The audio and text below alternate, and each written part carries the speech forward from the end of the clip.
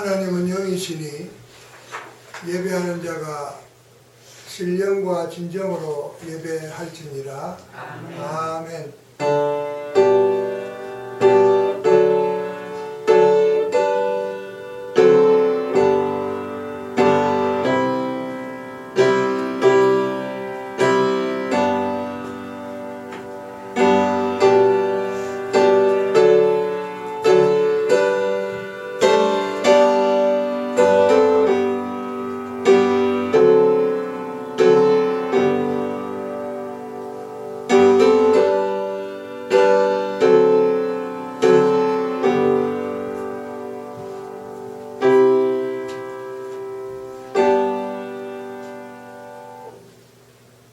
영광을 받으실 하나님 우리 아버지, 이제 저희들이 마음과 정성을 모아 주께 경배를 드립니다. 우리의 예배를 받아주시고 기다리고 사모하는 심령들에게 풍성한 은혜로 덧입혀 주시옵소서. 예수님의 이름으로 간절히 기원하옵나이다. 아멘.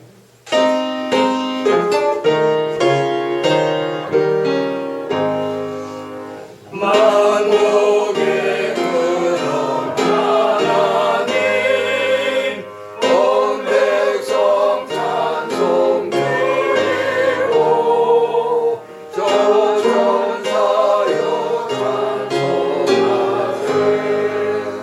찬송 성부 성자 성령.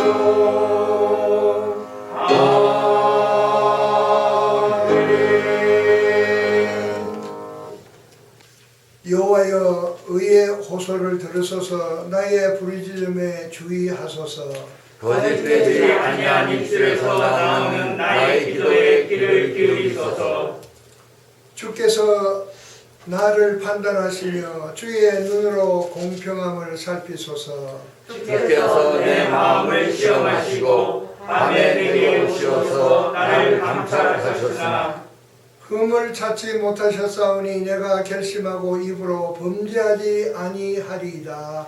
사람의 행사로 논하면 나는 주의 입술의 말씀을 따라 스스로 삼가서 포악한 자의 길을 가지 아니하였사오니 나의 걸음이 주의 길을 굳게 지키고 실족하지 아니하였나이다. 하나님이여 내게 응답하시겠으므로 내가 불렀사오니 내게 귀를 기울여 내 말을 들으소서.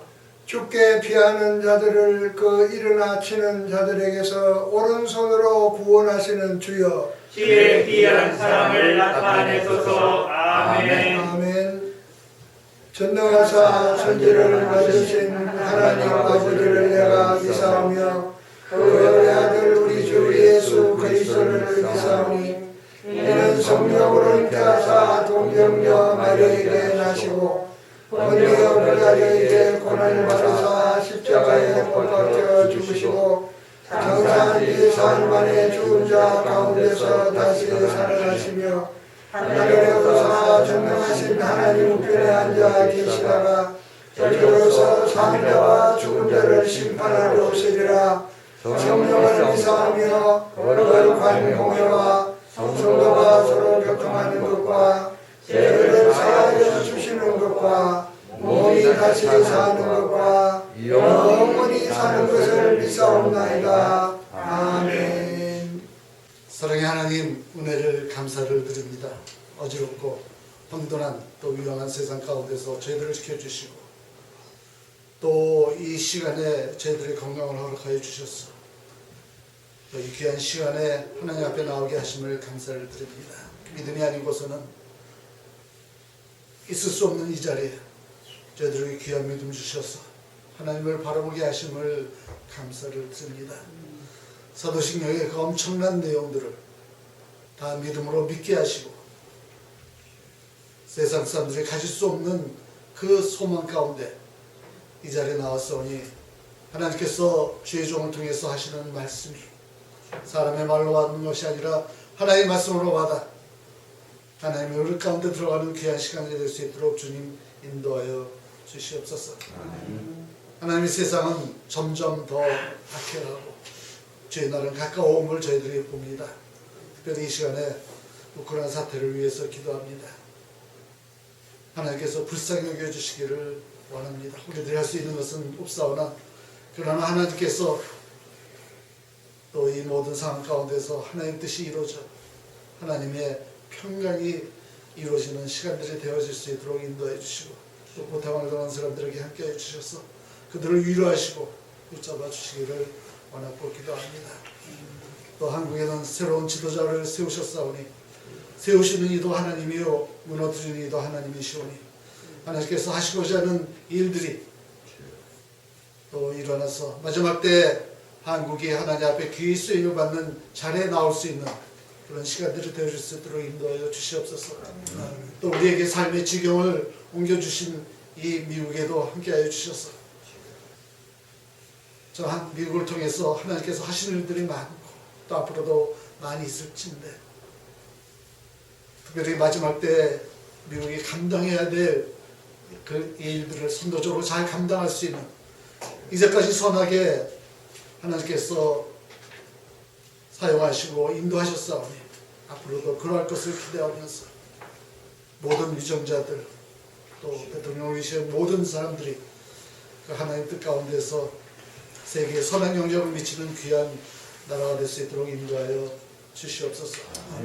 하나님 이제 저희들이 말씀을 받사오니 말씀을 할 때 마음속에 아멘으로 받게 하시고 저희들의 삶이 아멘의 삶이 될 수 있도록 인도하여 주셔서 저희 삶 가운데서 믿음의 능력과 사랑의 수고와 소망의 인내가 나타나는 귀한 삶들이 될 수 있도록 인도하여 주시고 하늘나라를 확장하는 데 있어서 어떤 모양이든 어떤 상황 가운데서도 쓰임을 받는 저희들 될 수 있도록 인도하여 주시옵소서.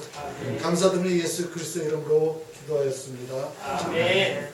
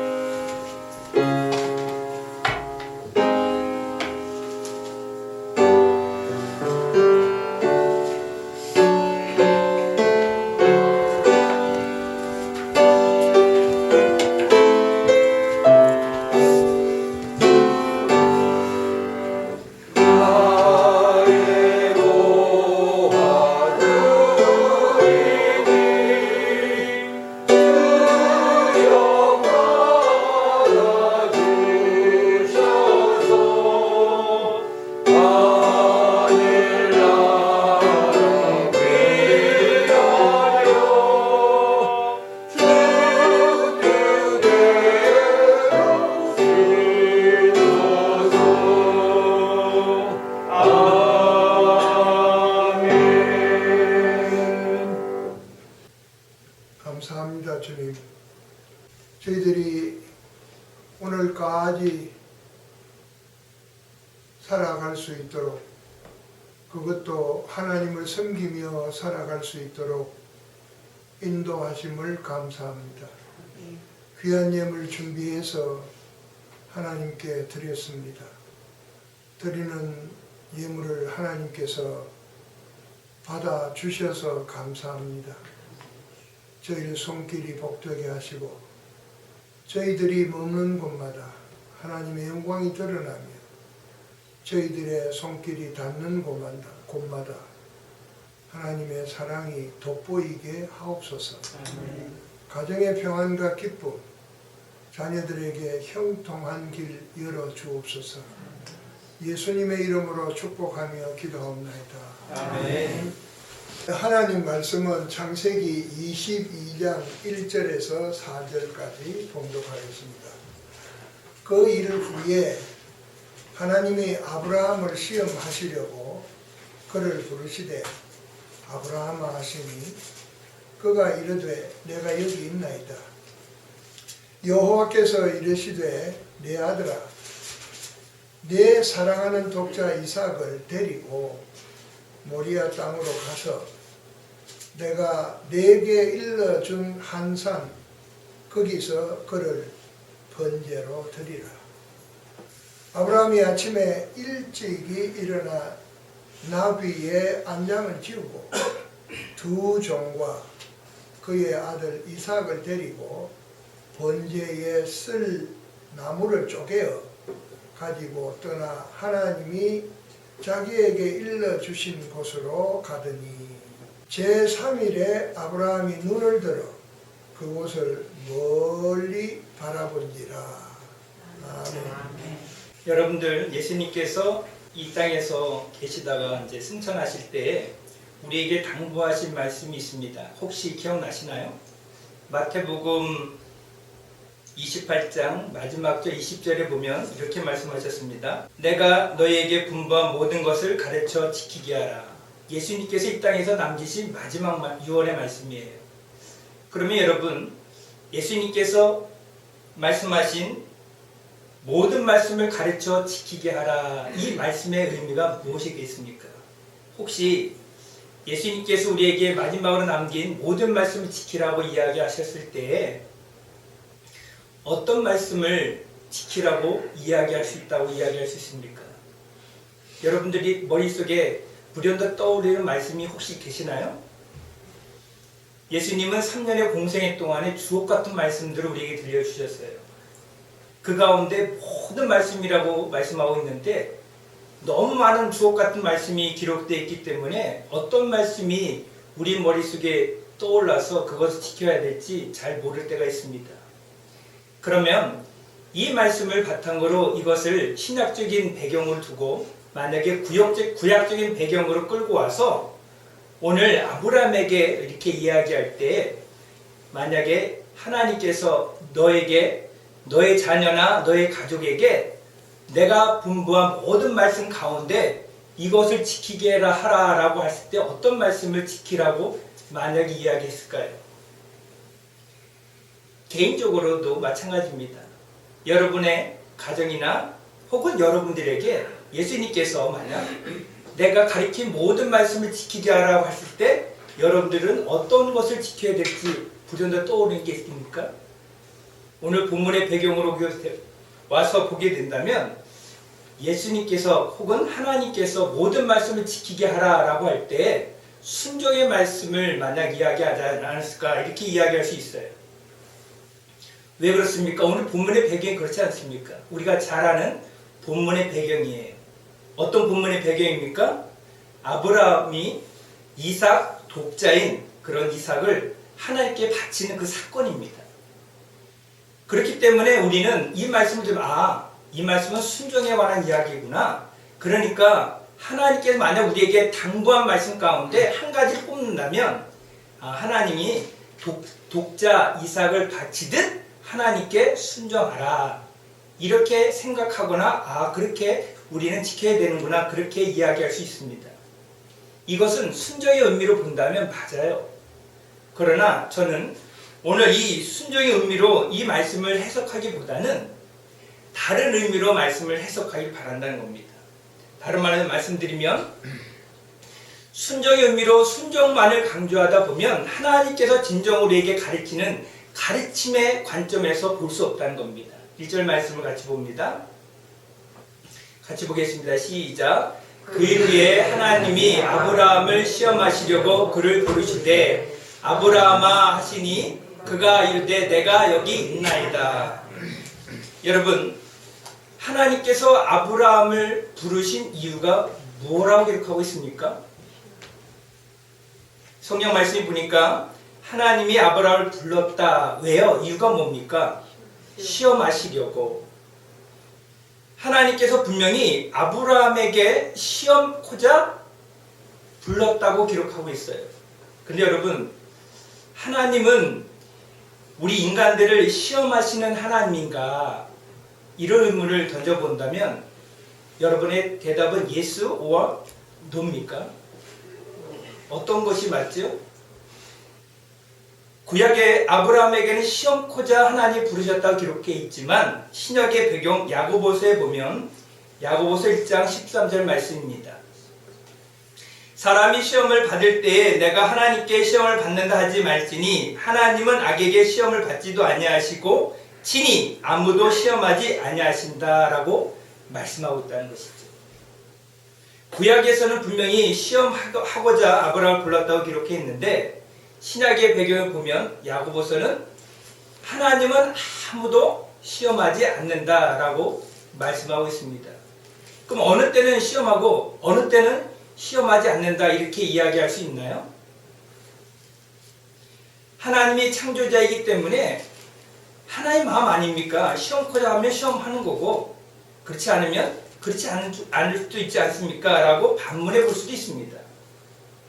그러나 여러분 잘 보시기 바랍니다. 하나님은 진리 되신 하나님이시며 또한 범벅이나 변덕이 있는 분이 아니시기 때문에 결코 그 말씀의 진리가 이랬다 저랬다 할 수 없어요. 그러면 도대체 무슨 차이가 있나요? 야고보서 기자는 시험치 않는다 분명하게 단정짓고 오늘 본문에는 아브라함은 시험코자 불렀다라고 말씀하고 있는데 분명한 차이가 있다 이렇게 이야기할 수 있다는 겁니다. 왜 그렇습니까? 하나님은 변덕 또 혹은 변질이나 이랬다 저랬다 하시는 분이 결코 아니시기 때문에 그렇다는 겁니다. 먼저 야고보서의 기자가 이야기한 이 시험치 않는다라고 할 때는 하나님이 너 이렇게 내가 시험할 때 이 시험에 통과하느냐 안 하느냐 그것을 보시는 그런 분이 아니십니다. 다른 말로 말씀드리면 시험을 통과하느냐 안 하느냐 테스트를 보시는 그런 분이 아니시라는 거예요. 이 말씀의 의미는 죄에 빠지는 다른 말로 이야기하면 유혹에 걸려서 죄에 넘어지는 시험을 하지 않는다는 말씀이에요. 우리가 잘 아는 이 삼손이 어떻게 해서 그가 넘어지고 죄에 빠지고 그의 심의 근원이 이렇게 되었습니까? 드릴라라는 그 여인의 유혹으로 말미암아 그가 자기의 비밀을 실토함으로 유혹에 넘어져서 시험에 빠져서 죄에 넘어져서 그의 두 눈까지 뽑히는 그런 역사를 보게 됩니다. 아담과 하와도 보면 여러분 누구의 유혹에 넘어졌습니까? 그냥 어느덧 그 선악과가 보암직하고 먹음직했습니까? 어느 때 그랬어요? 뱀의 유혹에 빠져서 선악과를 볼 때 보암직, 먹음직함으로 그것을 따먹음으로 죄가 들어오게 되었다는 것이죠. 이처럼 하나님은 이와 같은 시험을 하지 않는다는 거예요. 유혹에 빠져서 넘어지느냐 아니면 넘어지지 않고 잘 통과하느냐 그 기준을 세워놓고 그것을 지켜보시는 하나님 결코 아니시라는 겁니다. 그렇기 때문에 하나님은 악에게 우리를 이끌어 가시거나 죄에 빠지도록 그것을 방관하지 분이 아니시라는 겁니다. 오히려 하나님은 우리를 시험하신 건 분명한 의미가 있다는 거예요. 그 의미의 배경을 오늘 1절 말씀 읽었는데 2절 말씀을 다시 우리가 읽어보겠습니다. 2절 말씀입니다. 시작. 여호와께서 이르시되 사랑하는 독자 이삭을 데리고 모리아 땅으로 가서 내가 내게 일러준 산 거기서 그를 번제로 드리라. 하나님이 아브라함을 시험코자 하신 목적을 성경 말씀은 뭐라고 이야기하고 있습니까? 이삭을 번제로 드리라 이렇게 말씀하고 있다는 것이죠. 시험의 목적이 뭐예요? 이삭을 번제로 드리라. 근데 여러분 만약 여기서 우리가 해석할 때 아브라함이 이 이삭을 시험코자 유혹코자 이 이삭을 제물로 드리나 안 드리나 그것을 하나님 유심히 보려고 이런 테스트를 했다고 우리가 여긴다면 하나님은 유혹자셔요. 죄에 넘어지게 하는 유혹자시라는 겁니다. 그러니까 그것을 우리는 배제하고 하나님이 이삭을 번제로 드리라고 할 때는 순종하느냐 안 하느냐라는 목적을 두고 그것을 시험코자 하신 말씀이 결코 아니라는 겁니다. 왜 그래요? 하나님은 누구보다도 이삭이 아브라함에게 얼마만큼 소중한 자인지를 압니다. 왜요? 백세에 얻은 아들이고 약속의 아들이기 때문에 너가 내 말에 순종하느냐 아니면 내 말에 순종하지 않느냐 이거냐 저거냐 따지기 위해서 하나님은 시험하려고 아브라함을 부른 것이 아니고 또한 이삭을 바치라는 것이 아니라는 거예요. 그렇기 때문에 우리는 순종의 의미로 이것을 본다면 순종은 반드시 해야 되는 것 물론 맞아요 여러분. 그러나 강압적으로 하는 것은 결코 아니라는 것이죠. 여러분들에게 예화를 드려보겠습니다. 여러분들 중에 자녀들이 초도하면은 성경의 말씀에 분명히 보장되어 있기를 잘 된다고 되어 있어요. 복이 있다고 되어 있어요. 그러면 그 말씀대로 자녀들에게 가르치기를 너는 부모에게 순종해야 돼. 강압적으로. 너는 효도해야 돼. 그렇게 윽박을 질러가면서 그렇게 가르치는 부모가 혹 있습니까? 그렇게 해서 유도하는 그런 효도를 받는 부모가 혹 있나요? 없죠. 강압적으로 그리고 억압적으로 효도를 이끌어내는 부모는 없습니다. 자녀가 스스로 부모를 효도함에 있어서 기뻐하는 것이죠. 이것이 부모의 마음이에요. 마찬가지입니다. 하나님도 이 이삭을 번제로 드리냐 순종하느냐 안 하느냐 윽박질러 가면서 강압적으로 하냐 안 하냐 이걸 따지기 위해서 그런 의도가 아니란 말씀이죠. 그래서 순종의 관점으로 보면 순종하는 건 맞아요. 그러나 강압적인 요구는 아니라는 겁니다. 그렇다면 왜 하나님은 이 아브라함을 시험코자 하셨던가 이런 말씀을 다시 한번 여러분들에게 질문을 해보겠습니다. 왜 시험코자 아브라함을 불렀습니까? 여기에 다시 우리가 중요한 세 가지 명령어는 단어가 있습니다. 여기 보면 독자 이삭을 데리고라는 말씀이 있어요. 데리고는 취하다라는 명령어가 써 있고요. 그리고 모리아 땅으로 가서라고 할 때 가서는 가라는 의미입니다. 너는 가라 이런 명령어가 써 있습니다. 마지막으로 그를 번제로 드리라라고 할 때 이 드리라는 바치라는 거 이 세 가지의 강한 명령어가 되어 있습니다. 그래서 취하라, 가라, 바치라. 하나님은 아브라함에게 아브라함 부른 목적을 분명하게 이 세 가지로 명령을 두고 있어요. 근데 여러분 이 말씀은 강한 명령은 동시에 거기에는 청유 감탄형 나라는 단어가 써 있다는 겁니다. 본문에. 이게 무슨 말입니까? 하나님은 명령을 하지만 그 명령에 따라서 그것을 판단하여 선택은 누가 하는 거예요? 아브라함이 하는 겁니다. 순종은 누가 하는 겁니까? 부모에게 효도할 건지 안 할 건지 자녀가 판단하는 거예요. 그러니까 하나님은 순종은 요구하지만 판단은 누구에게 맡기고 있어요? 아브라함에 맡기고 있는 것이죠. 너가 순종할 것이냐 안 할 것이냐 그에 따라서 하나님은 지켜보는 것이죠. 마찬가지입니다. 부모가 자녀들에게 좋은 것으로 이야기하고 권유를 해도 그 말씀에 자녀가 따를지 안 따를지는 누구의 판단이에요? 자녀의 판단이 아닙니까? 그렇기 때문에 하나님은 아브라함에게 명령을 했어요. 하지만 그 명령에 순종하는 것은 아브라함의 몫이라는 것이죠. 이것을 오늘날 우리에게 적용하면 어떻습니까? 하나님은 주옥 같은 말씀들을 우리에게 들려주고 계십니다. 그럴 때 그 말씀에 우리는 아멘으로 순종하느냐 아니면 그 아멘이 내 마음에 부딪히지 않고 혹은 배척하는 마음을 갖느냐 누구에게 달려있어요? 우리의 몫이에요. 우리.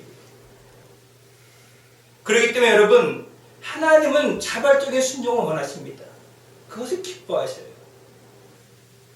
하나님은 우리에게 강요적으로 우리를 이끌어 가시는 분이 결코 아니란 말씀이에요. 그렇기 때문에 우리는 자발적으로 하나님 앞에 헌신하는 것이요 하나님께 우리가 감사를 드리는 것이요 하나님께 우리가 순종으로 나아가는 겁니다. 그럴 때 하나님은 매우 기뻐하신다는 것이죠. 그러면 여러분들에게 다시 한번 묻겠습니다. 왜 하나님은 아브라함을 부르셨습니까? 부르신 이유가 무엇이죠? 제가 좀 전에 이야기했듯이 이삭을 바치려 하고 불렀습니까? 아니면 그 핵심적인 내용이 무엇일까요? 이삭이 목적이에요? 바치는 게 목적이에요? 어떤 것이죠? 만약 하나님이 이삭을 바치라고 했으면 하나님 인신제사에 그런 제물을 원하시는 가나안 족속의 그런 신과 같은 하나님이 될 겁니다. 하나님은 바치는 게 목적이에요. 바치라. 그래서 그 근거로 창세기 22장 12절 말씀을 같이 봉독하겠습니다. 시작. 사자가 이르시되 그 아이에게 내 손을 대지 말라. 그에게 아무 일도 하지 말라. 내가 내 아들 내 독자까지라도 내게 아끼지 아니하였으니 내가 이제야 내가 하나님을 경외하는 줄을 아노라. 여기 분명히 뭐라고 기록하고 있습니까? 하나님께서 이삭을 만약 제물로 바치기를 원했다면 칼을 들어 아브라함이 이삭을 내리칠 때 가만히 계셨으면 됐어요. 근데 하나님은 지금 천사를 보내서 이삭을 내리치지 말라는 거예요. 죽이지 말라. 그러면 하나님의 모순 있지 않습니까? 이삭의 목적이었다면 그냥 가만히 계셨으면 괜찮아요. 근데 하나님은 분명한 목적이 있다는 것이죠. 그 목적이 뭡니까? 하나님 아버지신 분명하고도 선명한 목적이 있다는 건데 그것은 바치라는 건데 무엇을 바칠까요? 하나님은 오늘 이 12절 말씀에 보니까 분명히 하나님은 이야기하기를 바치란 목적 가운데 내가 하나님을 경외하는 줄 내가 알았노라. 이 목적 때문에 그렇다는 거예요. 경외요, 경외. 누구를요? 하나님을요, 하나님. 이 경외란 말은 두려워하다는 말과 함께 경배한다라는 거예요. 그러니까 하나님이 아브라함을 부르신 이유가 뭐냐? 하나님이 예배의 대상, 곧 경배의 대상인 것을 하나님은 보기를 원했던 거예요. 그렇기 때문에 이삭을 바치는 것이 아니라 바치는 그 순간에 하나님은 그 모습을 보고 이제야 내가 나를 경외하는 줄 아노라 라고 하나님이 감탄조로 이야기하고 계시는 겁니다. 여러분, 오늘 우리의 경배는 무엇입니까? 저 여러분들이 드리는 이 예배가 바로 경배예요. 하나님을 예배하는 것, 곧 경배하는 것. 이것이 우리가 하나님 앞에 보이는 하나님께서 보기를 원하는 경외라는 거예요. 경외. 그런데 여러분들에게 물어보겠습니다. 여러분들 부르신 이유가 뭡니까? 하나님께서 하나님 예배를 받기를 원하시는 분이세요. 아멘이십니까? 하나님은 경외자가 되기를 원하시는 겁니다. 너는 누구를 지금 섬기고 원하냐? 너는 누구를 예배하기를 원하느냐? 하나님은 이걸 보기를 원하시는 거예요. 그렇기 때문에 우리는 두려운 마음으로, 떨리는 마음으로, 정결한 마음으로 하나님 앞에 나와 하나님을 경외합니다 라고 합니다. 하나님을 경배합니다 라고 하는 거예요. 하나님은 그것을 원하시고 계시는 거죠. 그렇기 때문에 하나님은 아브라함을 부르신 이유가 하나님의 경외하는지 안 하는지를, 경외의 대상으로 보고 있는지를 아닌지를 알기를 원해서 시험코자 그를 불렀다는 것이죠. 다른 말로 말씀드리면 저와 여러분도 마찬가지예요. 하나님은 여러분과 저를 부르신 이유가 하나님을 경외의 대상으로, 경배의 대상으로 하나님 앞에 찾아나와 예배하는지 아닌지를, 그걸 보기를 원한다는 것이죠. 여러분 아십니까? 아브라함이 이삭을 바치려 했던 이 모리아산이 훗날 다윗이 죄악 때문에 온 이스라엘의 전염병이 돌았을 때 아라운 마당, 타작 마당에서 죄의 씻음을 위해서 제사했던 장소예요. 또한 솔로몬이 하나님께서 원하시는 성전, 곧 예루살렘 성전을 세웠던 장소가 바로 이 장소입니다. 이곳에서 솔로몬은 하나님 앞에 제사하였고 예배하였고 하나님 앞에 기도를 드렸어요. 또한 다니엘이 자기의 모국, 곧 이 예루살렘 성전을 향해서 창의 문을 열고 죽을 날이 분명히 공고됨을 알고도 불구하고 3번이나 그것을 알매도 그는 기도했습니다. 어디를 향해서요? 모리아 땅, 이 이삭이 바쳐진 이 예루살렘을 향해서 기도했다는 것이죠. 그러면 여러분들에게 묻겠습니다. 여러분들의 모리아산은 어디입니까?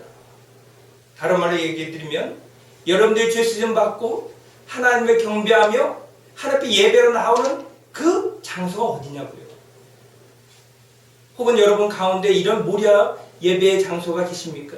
여러분들은 예배는 그냥 하나님 앞에 입술로 찬양하고 기도하고 그냥 앉았다가 가는 것으로 하나님 앞에 드리는 예배로 생각하는데 그렇지 않습니다.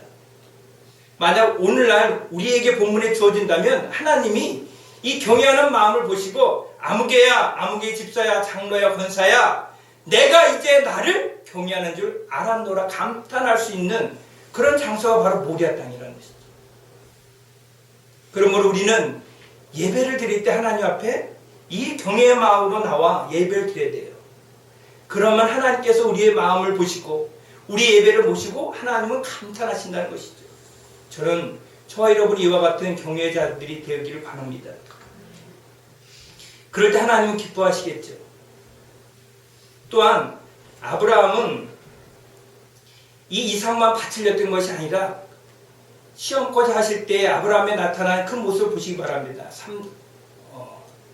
3절 4절입니다. 시작. 아브라함이 아침에 일찍이 일어나 나귀의 안장을 지우고 두 종과 그의 아들 이삭을 데리고 번제에 쓸 나무를 쪼개어 가지고 떠나 하나님이 자기에게 일러주신 곳으로 가더니 제3일에 아브라함이 눈을 들어 그곳을 멀리 바라본지라. 여러분, 여기서 아브라함이 하나님 부름에 대해서 즉각적인 응답의 그 모습을 보시기 바랍니다. 모션이죠. 아침에 일찍 일어났어요. 그리고 그가 직접 나무를 쪼개, 번제에 쓸 나무를 쪼개 안장에 지었습니다. 그리고 재매들 불과 칼을 그가 준비했어요.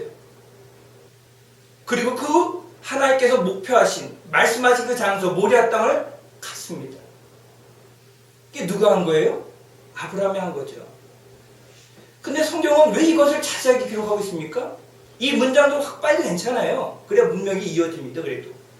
근데 하나님은 그의 행동 하나하나를 지금 유심히 관찰하듯이 보고 계시다는 거예요. 누구의 관점이죠? 우리 인간의 관점인가요? 아니요. 하나의 말씀이기 때문에 하나의 관점을 보고 계신 거예요. 하나님은 그 모션을, 하나하나의 그의 태도를 하나님은 보고 기뻐하셨다는 내용이죠. 그렇기 때문에 성경 말씀에 들어와 있어요. 아침 일찍 일어났는지 아니라 우리는 알 필요 없잖아요. 근데 하나님 보고 계시다는 것이죠. 그가 안장에 쪼개나무를 가든지 안 가든지 우리는 알 필요 없잖아요. 근데 하나님 그거 보고 계시다는 거예요. 그리고 출발한 것에 대해서 우리가 알 필요 없잖아요. 그냥 모래 땅에 갔으면 됐죠. 근데 성경은 기록하고 있어요. 하나님의 관점이라는 것이죠. 하나님 기뻐하셨기 때문에 그 모션을, 그의 행동 하나를 하나님께서 기록으로 남기고 계셔요. 이후에 아브라함에 대한 이야기가 나오지 않습니다. 여러분, 저와 여러분도 하나님께서 부르셨어요. 그냥 부르셨습니까? 그냥 천국 대가라가지고 부르셨나요? 아니요. 하나님 우리를 자녀로 부르신 이유는 반드시 목적이 있고 하나님께서 반드시 우리를 가리키려고 하시는 비밀이 있습니다. 그것은 뭡니까? 하나님을 예배하는 그런 예배자로 하나님께서 너희가 이 땅에서 하나님을 잘 경외하다가 천국 가면 우리는 어떻게 하죠? 하나님 영원히 예배하고 경배할 거 아닙니까? 그것을 어디서 우리가 먼저 맛을 봅니까? 이 땅에서요. 천국에서 그것이 너무나 기쁘고 좋아하기 때문에 천사와 함께 찬양하지 않습니까? 우리가 드리는 예배는 단순히 구원받은 자로서 나와 앉았다 돌아가는 그런 장소가 아닙니다, 여러분. 그렇기 때문에 우리는 하나님 앞에 예배하는 이 장소에 나와 하나님 앞에 예배하는 이 모습이 하나님 보시기에 경외자의 모습으로 서야 한다는 겁니다. 하나님의 마음에 남는, 우리의 모습이 하나님 마음속에 남는, 하나님 내리 속에 남는 그런 모습이 되어야 된다는 것이죠. 저는 여러분들이 이와 같은 모습이 되어지길 바랍니다.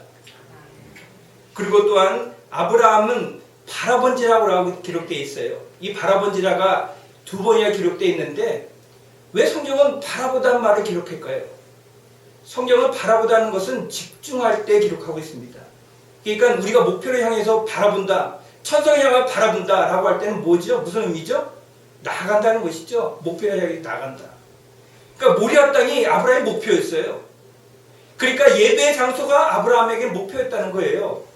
하나님의 말씀에 따라 그는 그 목표를 이루기 위해서 격기를 세지도 않았어요. 잠시 멈춰갔다가 가지 않았어요. 3일 길을 꼬박 갔습니다, 여러분. 우리는 어느 때 예배에 나옵니까? 그냥 아무렇게나 예배 나옵니까? 아니면 준비되지 않는 마음으로 나옵니까? 경외자는 다르다는 것이죠. 그 목표가 있다면 우리는 하나님 앞에 경외자로서 준비하며 나와야 되는 거예요.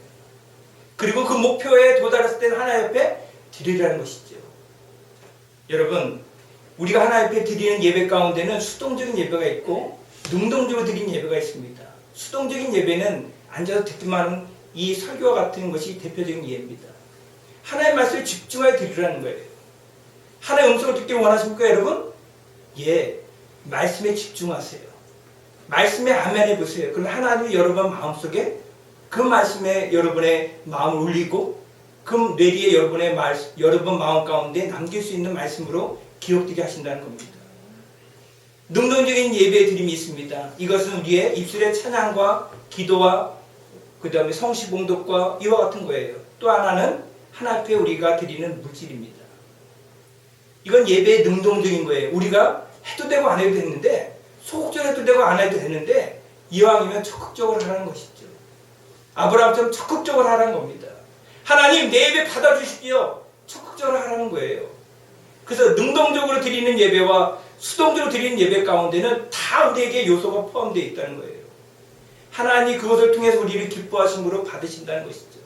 저는 여러분이 하나님 앞에 집중적으로 나와 예배할 때 곁길로 다른 생각으로 빠지지 않기 원합니다.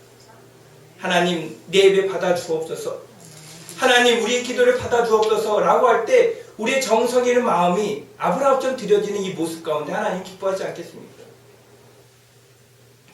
아마도 여러분 이삭은 이 날을 평생 기억했을 거예요. 이 날을 이삭은 지워지지 않았을 거예요. 왜요? 자기가 친히 몸소 제물을 바치지 그때 아버지의 그 칼날을 그가 볼 때 얼마나 깜짝 놀랐겠습니까?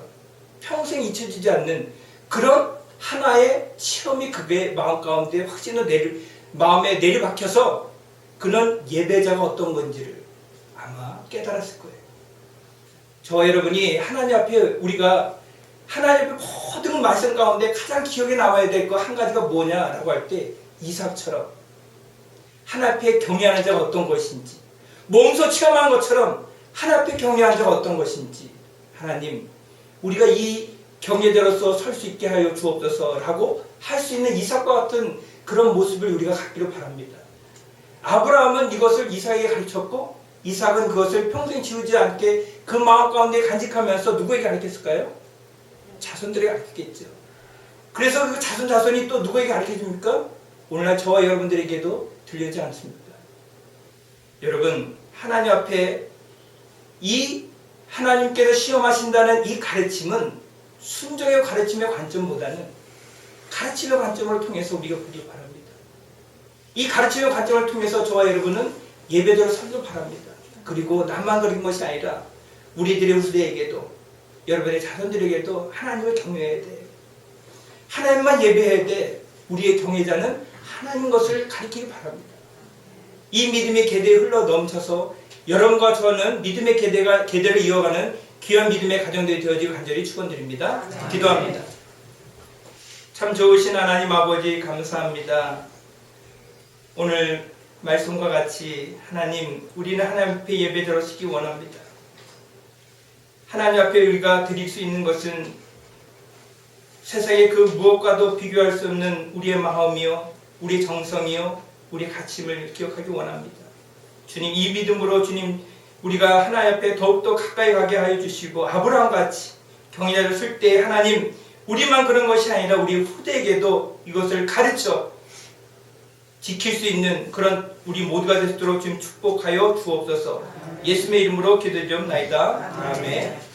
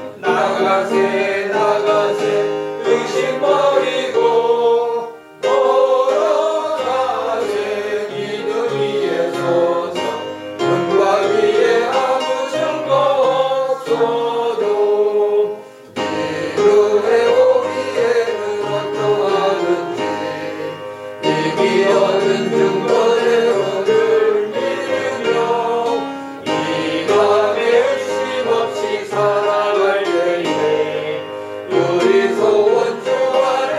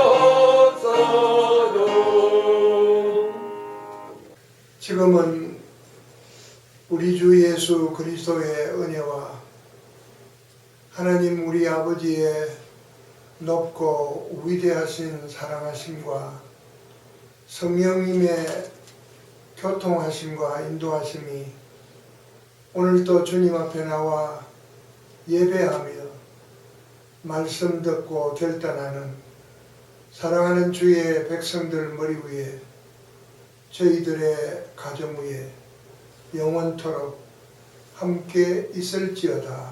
아멘.